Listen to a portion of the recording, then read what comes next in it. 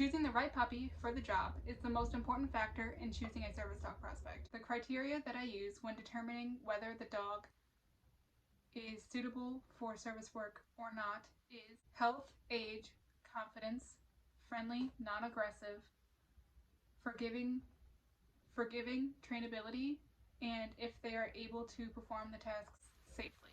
Health is really important because with a service dog prospect, the job is very busy and stressful, so you don't want a dog that also has health problems on top of that,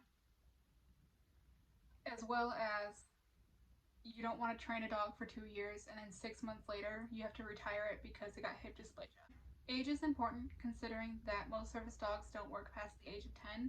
It makes the most sense to start with dogs as young as possible. Most service dogs in training start at around 8 weeks old. Starting any younger than that will burn out the puppy very quickly, and you should not be doing that. And you should not be training a dog older than 3 or 4 because it takes 2 years to train a service dog, and on top of that, them being 3 or 4, you only get a couple work years. Service dogs should not be aggressive in any situations, whether that's towards humans or other dogs. Aggression is a liability and safety issue. This includes dogs that are protective of their handlers, because that could be a liability in an emergency situation. Trainability. Most people think that it's about how smart your dog is, but this isn't right. This is about how motivated your dog is, whether that be food or toy or praise motivated. That is very important in choosing a service dog prospect because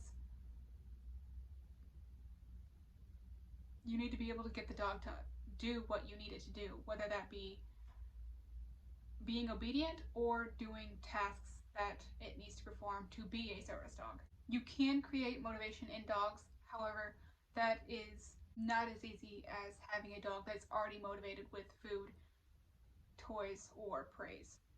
Small dogs can be great service dogs.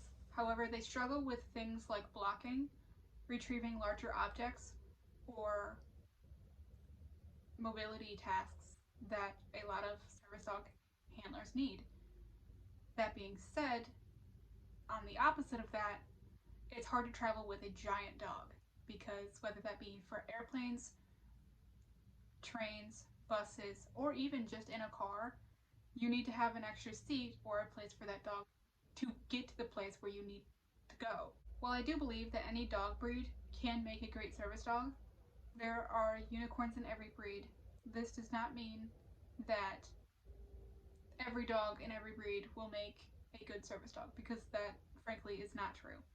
The Fab Four are poodles, smooth collies, golden retrievers, and Labradors. Having said that, that does not mean that every golden or every lab or poodle or smooth collie will make it as a service dog, because they have to have the right temperament and trainability and everything else that I listed.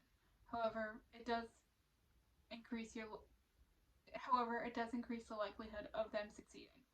Starting with the best course of action, which is with a breeder, you should go with a breeder that has all the necessary health testing for each breed. The 4 for all breeds are hips, elbows, eyes, and heart. The rating which the parents of the puppy should have is excellent, good, or fair. You should also temperament test the puppies.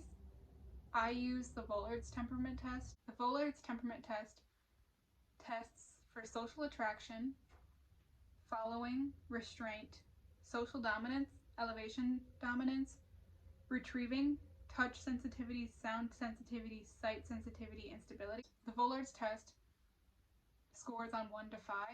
For a service dog prospect, they should have mostly 2s or 3s.